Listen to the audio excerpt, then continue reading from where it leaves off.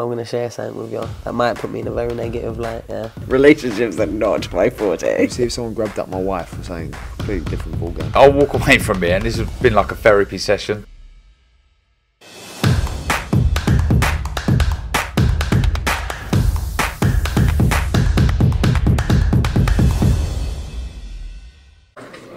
Andrew McCART, IFL TV, proudly sponsored by Everlast. First in, last to leave as always, Paul. Talk to me about that press conference, man. I mean, that's probably one of the spiciest press conferences I've ever seen. First in, last out, like when I was in the gym, always. Yeah, it is. See Mackie D's. KFC. It was, no, it is what it is. It's not my cup of tea. I'm not into all that shit, you know. There's two fighters trying to get under each other's skin, and they're never going to get under either of the skins, you know. I've never seen Eubank rattled, I've never seen Liam rattled. You know, Liam, I've probably been under Liam's skin more than anyone in his life because I'm his elder brother. He doesn't like having an elder brother, he doesn't like the fact that some people think that like there's an elder superiority complex with him.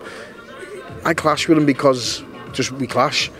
I've never got under the skin as much as what anyone is making out Eubank has, so I think Liam's just pissed off the people that think he's under the skin, and Eubank's probably just pissed off because he can't break Liam down like he does with other fighters. I've seen fighters on that table and stuttering the words and he can't speak because, you know, it's Chris Eubank. Liam couldn't give a shit about Chris Eubank. He's been there with the likes of Canelo, as you say. We've been around the game long enough now to know, you know, if that was Chris Eubank Senior up there, Liam wouldn't really be asked about it. You know, it's times change, things change, and all that stuff, as I say, it's not my cup of tea. There's some lines that you don't cross. You know, you don't start bringing family members into things like that, and mentioning like unemployment and the little dig at Liverpool, you know. Times are fucking hard at the minute. Times are really hard. People are struggling all around the country, not just Liverpool. And at the end of the day, you know, you're the son of a millionaire. When you were born, your dad was in his pomp and you were getting took to school probably in a Bentley.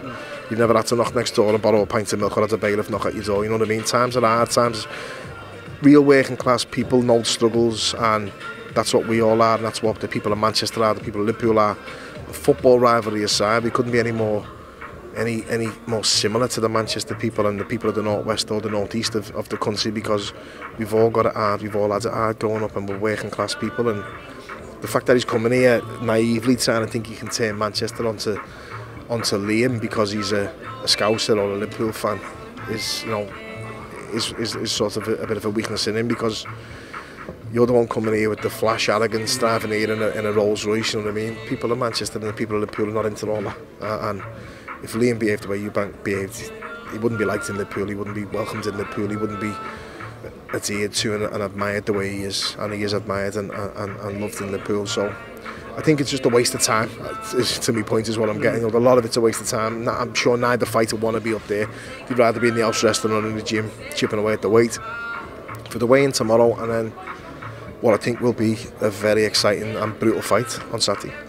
Well, let's talk about then. Obviously, I was going to mention obviously that both of them are unfazed up there. I don't think they're going to get in each other's head. They both seem to have that mentality where nothing phases them. All they want to do is fight. So fight night is 2 days away. We've got the weigh-in tomorrow. We might see some more, a little bit argy-bargy tomorrow, which will be good for IFL. But come the fight night, Liam Smith. I spoke to Josh Taylor, he's been in the gym with him. I've spoke to Joe McNally, I spoke to Aston Brown, who's been sparring him. I spoke to young Frankie Stringer. I spoke to quite a lot of people about Liam and how he's looking in this camp. You're obviously his older brother, you're going to be in the corner. How is Liam looking in your eyes? He's looking good, and his usual self, but not as narky and not as ratty this week because there's less weight to cut. But yeah, he's looking very good. He's been sparring well. Aston's been helping him a lot in the spars. Been good spars. He's quite. I remember when I seen Aston on the first day, I thought, and then I watched him after 2 rounds, and he was mimicking a bit of Eubank, and the style he has. It was like a cross between Carl Froch, Eubank, the way he held his hands and the way he holds himself. Very good, capable fighter as well. Among a couple of other sparring partners that were in. But the spars were good. He's sparring really well. Looks good, firing on all cylinders. Really sharp this week, which means he's peaking at the right time, and he'll be ready. And like, tactically, this fight for me, what I've said to a lot of people when I've been asked, I've done about 50 interviews today, as probably all the fighters and everyone else in here has, but I'm always asked the question, you know, what you think on the fight, and as I've said, you know, with me, Chris Eubank hasn't done 12 rounds at a pace in a long time, and the fact that if you can't sort of, if you drop Liam Williams 4 times in a fight, he was a good fighter by the way, and I like him, you should be finishing him, and you shouldn't let him see the final bell. But if you're not confident in your engine to push through and actually put it on him to stop him, then that speaks volumes about you, not the opponent. as Liam said, if I drop someone 4 times, they're not seeing the final bell. If you're worried about your engine and you're worried about your fitness to be able to do 12 or maintain 12, then Liam Smith's the wrong type of fighter to be in the ring with, because he's going to drag it out of you, he's going to grind you down and weigh you down.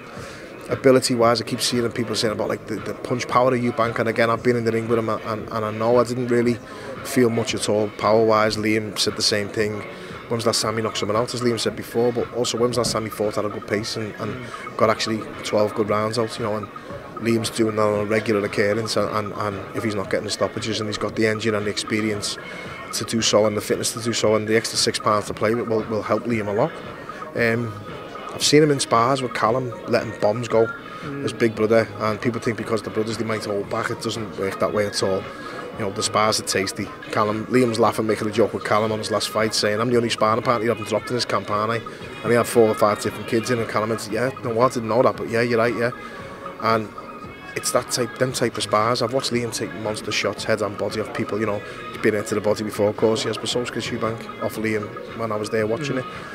And again, I don't like sparring leaving gyms, but it's well left the gym and beyond. It's halfway around the world, so I can comment on it, but sparring should stay in the gym, but it hasn't this time. And you know, the fact that you can be hurt like everyone else can be hurt. I've been hurt plenty of times to the body and sparring, it happens.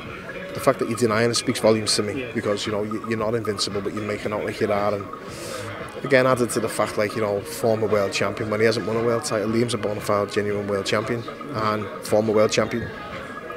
He's been in and done it and been in with the better caliber opponent, but it's been twisted to this narrative of it's Eubank who's done that. So there's a lot to talk about, as you say, but it is just all talk, and I'm all talked out from all the interviews and the press conferences and everything else. I just can't wait for Saturday myself now. I'm buzzing for Saturday. I spoke to Liam probably about 6-7 months ago. I said to him, I'm going to keep interviewing you until I get this fight made. And I had done about 5 interviews. He was on I think it was your birthday, he was in the airport going to Amsterdam or something like that.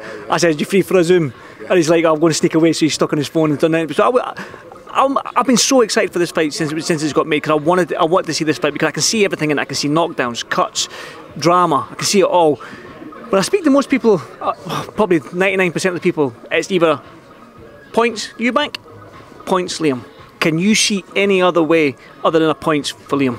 Yeah, I can. Listen, again, I'm not like, I can see any way of victory for both fighters. Liam can be it, Eubank can be it, Liam can be outboxed, and Eubank can certainly be outboxed. So I just think, for me, the way I'm reading this fight and the way I'm looking at this fight, as a betting man, as a boxing man who can, I'd like to think I can read the fight well, I think Eubank's going to have to box for a period, because he hasn't got that engine for 12 rounds to come out and fight and stay there for 12 rounds. If he does come out and stay there, then I think it'll be over within 6 or 7 for either fighter, because both fighters are going to oblige. Liam's certainly not going to take a backward step if Eubank starts coming head on, and probably vice versa. But I think he's going to have to box in periods, as he's done in his previous fights. And again, if you watch the previous fights back, there's been a lack of effort, exertion. You know, he doesn't want to put it in and leave it in there. He's having to take the rests or take the rounds off, or tell everyone he's trying to box like Roy Jones, you know. And for me, it's just a gimmick, and it's just an excuse for him not fighting the way he can fight, like the last 6 rounds of the Billy Joe Saunders fight maybe, where he boxed really well,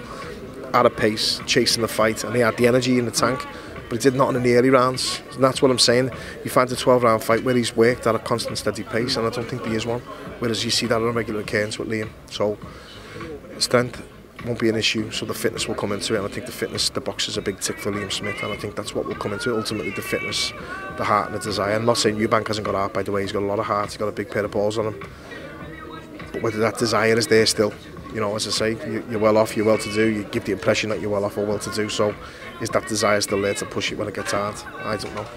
Paul, I know you're all talked out because you've done about 50 interviews, so I do appreciate your time here, but there is a punch machine over there. Yeah. Your younger brother Callum is hovering behind me. See, do you think he'll go up against you? A left hook for a left hook? I'll have a go against anyone, even him with that stupid, ridiculous hard left hook. I'll have a go at anyone.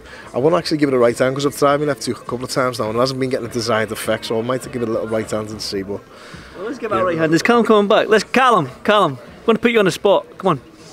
Go on. You're getting put right on the spot, yeah. You're getting a put on, yeah. Right, listen. There's a punch machine over there. Alright? You've got probably more knockouts than Paul's had fights, probably. Yeah. Let first round knockouts. Left hook for left hook. You game?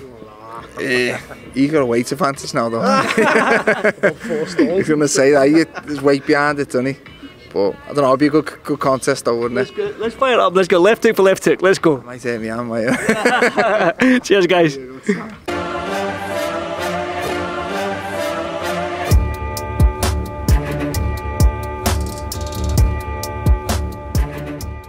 I'm gonna share something with you that might put me in a very negative light. Yeah. Relationships are not my forte. See if someone grabbed up my wife or something completely different ballgame. I'll walk away from it, and this has been like a therapy session.